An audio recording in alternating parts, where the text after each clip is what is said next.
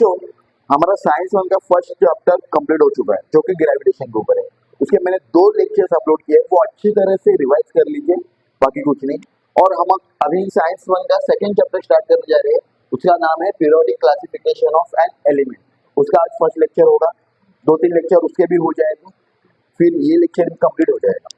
इस तरह हम लोग आगे बढ़ते जाएंगे और आपको अच्छी तरह से एजुकेशन देते जाएगा। और आपका मैं चाहता हूँ कि 10th स्टैंडर्ड में ना आप जाओगे, आगे आगे जाओगे, मतलब अच्छी तरह से लोग स्टडी कर पाओगे तो आपको अच्छे मार्क्स आने चाहिए। ये मेरा एक सपना है, बिकॉज बहुत सारे बच्चे अच्छे ट्यूशन या अच्छे क्लासेस नहीं लगा पाते। तो बस मेरा एक ही मोटिव है कि गरीब से गरीब बच्चा, जो गरीब से गरीब घर से आता है, उसको एजुकेशन मिल जाए, उसको अच्छी तरह से एजुकेशन मिल जाए। बस मेरा एक ही मोटिव है कि ये जो मैं दे रहा हूँ ना, ये जो मैं पढ़ा रहा हूँ ना, ये सबके पास पहुंच जाए। इसलिए बच्चों, मैं प्लीज एक बार फिर से रिक्वेस्ट करता हूँ कि आपने हमारे चैनल को सब्सक्राइब कीजिए, लाइक कीजिए और शेयर जरूर कीजिए, क्योंकि हर एक छोटे से छोटा, गरीब से गरीब बच्चे क्या करें, इसका एक फायदा उठा सके। ओके, तो आज हम सेकंड चैप्टर पढ़ने जा रहे हैं, periodic classification of an element. Periodic classification of an element, तो उसका फर्स्ट टॉपिक है elements and there classification. Elements and there classification. देखो बच्चों, एक चीज बता रहा हूँ कि दुनिया में मत फिर दुनिया में कुछ बहुत सारी चीजें है ना, वो एलिमेंट से बनी होती है। बहुत सारी चीजें किससे बनी होती है?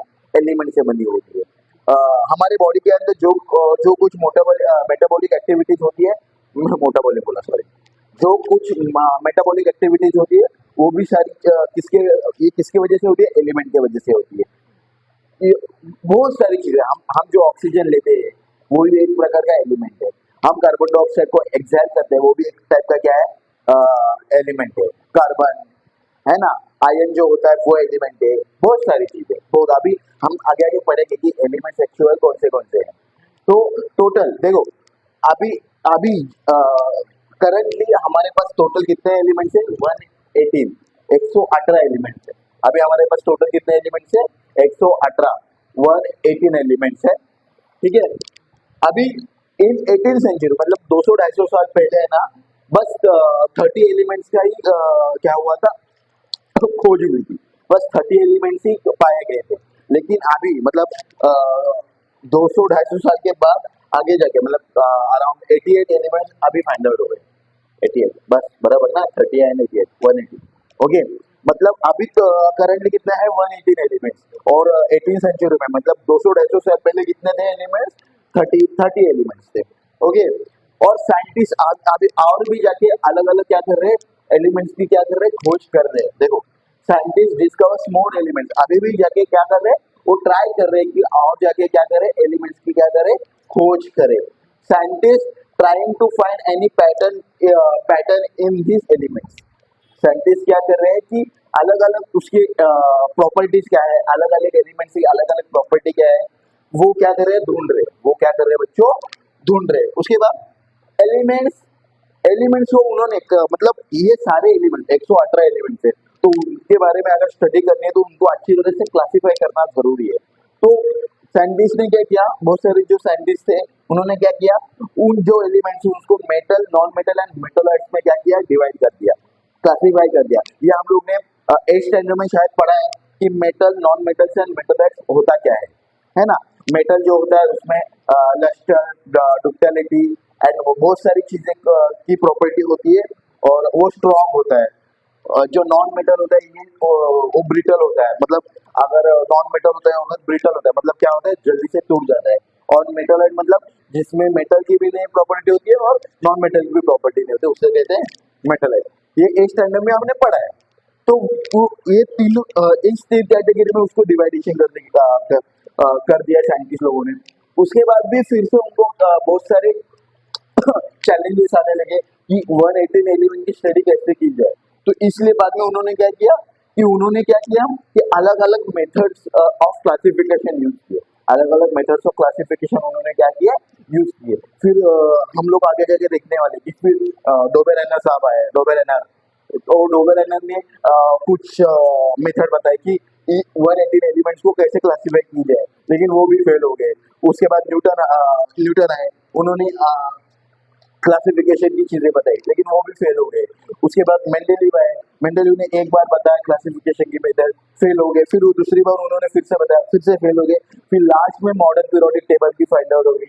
वो ये आगे जाके हम लोग को पढ़ना है, इसीलिए इसी लेसन में आगे जाके हम लोग को पढ़ना है, अच्छी तरह से पढ़ना है, जो कि आप अच्छी तरह से आपके कॉन्सेप्ट क्लियर हो जाएगी और आपको कुछ भी प्रॉब्लम नहीं होगा। लेकिन ये जो एलिमेंट्स एंड देयर क्लासिफिकेशन, ये जो है वो ये देखो हम लोग अभी जस्ट बेसिक कर रहे हैं, तो ये अच्छी तरह से ध्यान दो कि टोटल अभी कितने एलिमेंट्स है हमारे पास, 118 एलिमेंट्स फाइंड आउट हो गए।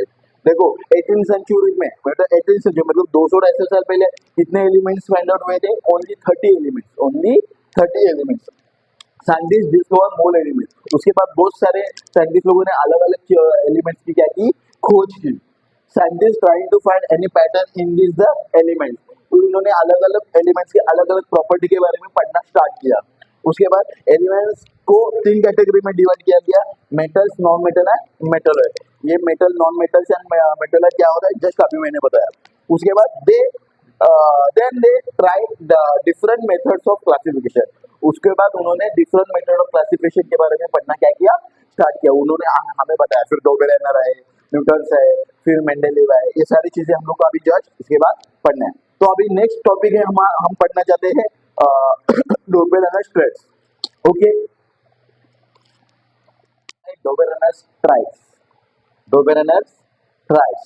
ओके, अभी देखो डोबेरेनर ट्राइब्स कुछ बताएगा कि उन्होंने क्लासिफिकेशन कैसे किया। उसके बाद न्यूटन नहीं सॉरी, न्यूटन ने न्यूलैंड्स, उसके बाद न्यूलैंड्स पढ़ना है, वो भी फेल हो जाएगी क्लासिफिकेशन के लिए। मैं कब से न्यूटन ही कर रहा था, सॉरी न्यूलैंड्स, फिर वो भी न्यूलैंड्स भी फेल हो जाएगी क्लासिफिकेशन के थ्योरी के लिए। फिर उसके बाद मेंडेलीव आएगी, वो 1-2 बार बताएंगे। फिर फाइनल में मॉडर्न पीरियोडिक टेबल बनेगा। ओके, तो डोबेरेनर साहब ने क्या बोला था, जो जर्मन साइंटिस्ट थे, उन्होंने क्या बोला था, डोबेरेनर ट्रेड्स में क्या बोला है। एग्जाम में एक क्वेश्चन आता है बच्चों, एग्जाम में एक क्वेश्चन कभी कभी पूछा जाता है, डोबेरेनर ट्रेड्स। तो in 1870 he suggested properties of an element are related to their atomic masses। देखो उन्होंने क्या कहा, डोबेरेनर ने क्या कहा, कभी क्या कहा था, उन्होंने कभी ये एक क्लासिफिकेशन टेबल बताया 1817 में। 1817 में उन्होंने क्या बोला कि ये जो प्रॉपर्टीज ऑफ एन एलिमेंट है वो रिलेटेड होते हैं देयर एटॉमिक मासेस। अब एटॉमिक मासेस सबको पता है, आपको पता है कि नहीं, हम लोग ने 8-9 में पढ़ा है कि sum of the proton and neutron, इसको एटॉमिक मास कहते हैं। या हम लोग भूल गए, पढ़ा है ना, याद है ना, वेरी गुड। तो एटॉमिक मास का मतलब है नंबर्स ऑफ मतलब sum of the proton and neutron, sum of the proton and neutron. तो उन्होंने क्या कहा है कि he suggested the properties of an element is related to their atomic masses। डोबेरेनर क्या बोल रहे हैं कि प्रॉपर्टीज ऑफ एन एलिमेंट है is related to their atomic masses. उसके बाद उन्होंने एक ग्रुप बनाया, 3 एलिमेंट्स के ग्रुप बनाए। देखो ट्राइब्स का मतलब ही होता है थ्री, हम लोग पेयर्स होते हैं, पेयर्स मतलब 2 होता है ना, 2 चप्पल का पेयर होता है, आंखों का पेयर होता है, वैसे ही वो पेयर, तो वैसे ही पेयर्स मतलब 3 का जोड़ी, 3 का तोड़ी रहेगा, तोड़ी, वेरी गुड, अच्छा वर्ड। तो he created group of the 3 elements each having similar chemical properties। मतलब उन्होंने क्या किया कि जिसके केमिकल प्रॉपर्टीज सेम रहेगा ना, उसको एक एक ग्रुप में डाल दिया, जिसके केमिकल प्रॉपर्टीज सेम रहेंगे उसको एक एक ग्रुप में डाल दिया, और हर एक 3 लोगों का क्या बनाया, उन्होंने ग्रुप बनाया। समझो ये एक ग्रुप है, ये एक ग्रुप में 3 एलिमेंट्स रहेंगे जिसके केमिकल प्रॉपर्टीज सेम रहेंगे। ये बी ग्रुप रहेगा, इसमें 3 एलिमेंट्स रहेंगे जिसके केमिकल प्रॉपर्टीज सेम रहेंगे। ये सी ग्रुप रहेगा, इसमें भी 3 एलिमेंट्स रहेंगे जिसके केमिकल प्रॉपर्टीज सेम रहेंगे। ऐसे ग्रुप बनाए उन्होंने, ठीक है। उसको क्या कहा गया, उस ग्रुप को क्या कहा गया, ट्राइब्स कहा गया, उस ग्रुप को क्या कहा गया, ट्राइब्स। उसके बाद उन्होंने अभी देखो हर एक ग्रुप में 3 एलिमेंट्स को उन्होंने डाला जिसकी केमिकल प्रॉपर्टीज सेम है, लेकिन उसमें भी पहला कौन आएगा, दूसरा कौन आएगा, तीसरा कौन, उसमें उनका झगड़ा हो जाएगा, नहीं पहला नहीं आऊंगा, दूसरा मैं आऊंगा। तो उसके लिए उन्होंने क्या किया, उसका अरेंजमेंट उन्होंने increasing order of their atomic masses के हिसाब से किया, जिसके मतलब इंक्रीजिंग ऑर्डर में जिसका एटॉमिक मास ज्यादा होगा वो पहले नंबर पे, जिसका एटॉमिक मास उससे थोड़ा कम रहेगा वो दूसरे नंबर पे, और सबसे कम रहेगा वो तीसरे नंबर पे। ऐसे उन्होंने क्या किया, उसका अरेंज किया। देखो, he then arranged the three elements in increasing order of their atomic masses. Okay, उसके बाद he said atomic mass of their middle element was approximately equal to their mean of the atomic mass of first to third elements. For example, A, B, C. देखो मैं बता रहा हूँ, उन्होंने क्या कहा है कि ये जो डोबेलेल स्लैट का मेन एलिमेंट, मेन प्रॉपर्टी क्या है कि वो कह रहा है कि उसके जो तीन एलिमेंट्स है, एक ग्रुप में एक तीन एलिमेंट्स को उन्होंने रखा है, तो वो क्या कह रहा है, ये जो मिडल एलिमेंट का जो एटॉमिक मास रहेगा ना, ये जो मिडल एलिमेंट का एटॉमिक मास रहेगा, ये जो बाकी के जो दो एलिमेंट है उसके एटॉमिक मास के मीन के बराबर रहेगा, उनके एटॉमिक मास के मीन के बराबर रहेगा। एटॉमिक किसी मीन कैसे निकलते आपको पता है, दो एलिमेंट्स और फिर वो दो है तो उसको डिवाइड किया दो से, तो हम लोग मीन उसको निकाल सकते हैं। तो मिडल एलिमेंट का जो मास, एटॉमिक मास है, वो जो बाजू के दो एलिमेंट्स है उसके मीन के बराबर रहेगा। ये उन्होंने मेन प्रॉपर्टी है डोबेलेल की। लेकिन बाद में क्या हुआ कि but all elements could be eligible in Dobereiner slat, लेकिन बाकी के सारे एलिमेंट्स उसमें नहीं बैठने थे। मतलब अभी देखो, जब तक एलिमेंट्स ये जो प्रॉपर्टी है वो फुलफिल करने के लिए जब तक वो फुलफिल हो रही थी, तब तक ये डोबेलेल स्लैट क्या हुआ, सक्सेस हो गया। लेकिन बाकी उसके बाद कुछ ऐसे एलिमेंट्स आए जो कि ये जो प्रॉपर्टी है फुलफिल नहीं कर पा रहे थे, इसलिए डोबेलेल स्लैट क्या हो गया, फेल हो गया। देखो, कोई भी चीज जब आती है सामने तो उसके कुछ एडवांटेजेस होते हैं, कुछ डिसएडवांटेजेस होते हैं, कुछ मेरिट्स होते हैं, कुछ डिमेरिट्स होते हैं, है ना। वैसे ही इसका भी है ना, ये जो था मेरिट्स मतलब कुछ अच्छी बातें उन्होंने बताई, लेकिन उसके बाद ये क्या हुआ, वही फेल हो गया है। क्यों फेल हो गया, क्योंकि सारे एलिमेंट्स इस प्रॉपर्टी में नहीं बैठ रहे थे, इस प्रॉपर्टी में नहीं बैठ रहे थे। इसके वजह से फिर बाद में कौन आए, न्यूलैंड्स आए। फिर न्यूलैंड्स ने क्या बताया, न्यूलैंड्स का ऑक्टेवर्स आया, उन्होंने क्या बताया वो अच्छी तरह से अभी हम लोग को पढ़ना है आगे जाके। ओके, तो आज के लिए बस इतना ही बच्चों। नेक्स्ट लेक्चर में हम लोग देखेंगे न्यूलैंड्स, ऑक्टेवर्स, उसके बाद मेंडेलीव का पीरियोडिक टेबल देखेंगे। अच्छी तरह से हम लोग हर एक टॉपिक को अच्छी तरह से पढ़ेंगे। और बस बच्चों, मैंने लास्ट लेक्चर में बताया था कि कॉन्सेप्चुअल नॉलेज गेन करो और अच्छी तरह से समझ के लो, फिर आप अच्छी तरह से आंसर को लिख पाओगे बिना एकदम टेंशन लिए, कुछ भी प्रॉब्लम नहीं है। मैं आपको एक चीज बता रहा हूँ, as compare to our 9th standard 10th standard का सिलेबस बहुत ईजी है। फिर वो चाहे मैथ्स हो, मैथ्स 1, मैथ्स 2, साइंस 1, साइंस 2, कोई भी सब्जेक्ट का हो, इनका सिलेबस क्या है, बहुत ज्यादा क्या है, इजी है। तो बच्चों अच्छी तरह से क्या करो, पढ़ाई करो।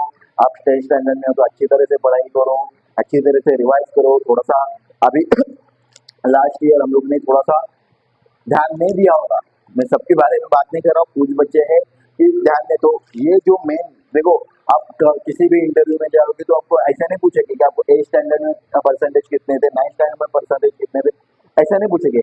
आपको पूछेंगे आपको 10th स्टैंडर्ड में एसएससी में कितने परसेंटेज है। तो बस इसी बात को ध्यान रखो, क्योंकि ये साल बहुत आपके लिए इम्पोर्टेंट रहेगा। तो अच्छी तरह से पढ़ाई करो, हमारे लेक्चर अच्छी तरह से देखते जाओ। और हमारे बस एक चीज बता रहा हूँ कि हमारे चैनल को अगर किसी ने सब्सक्राइब नहीं किया तो प्लीज सब्सक्राइब कीजिए। जो अभी हमारे चैनल पर नए आ रहे हैं तो प्लीज सब्सक्राइब कीजिए, आपको आगे जाके बहुत सारी अच्छी चीजें पढ़ने को मिलेगी। और फिर से एक बार बता रहा हूँ कि शेयर भी जरूर कीजिए, लाइक और शेयर जरूर कीजिए, क्योंकि जो बच्चे अच्छी तरह से उनको नॉलेज नहीं मिल पाता, वो अच्छी तरह से अच्छे ट्यूशन में या अच्छे क्लासेस नहीं लगा पाते, तो उनके पास भी हम लोग पहुंच जाए। हमारे वीडियो के जरिए हम उनके पास भी पहुंच जाए, उनको भी अच्छी तरह से अच्छे मार्क्स आ जाए। तो बस इतना ही चाहता हूँ, बस याद से सब्सक्राइब, लाइक और शेयर जरूर कीजिए। Thank you so much. हमें टेंशन नहीं है, आप दाढ़ी वाले सर मिल गए हैं।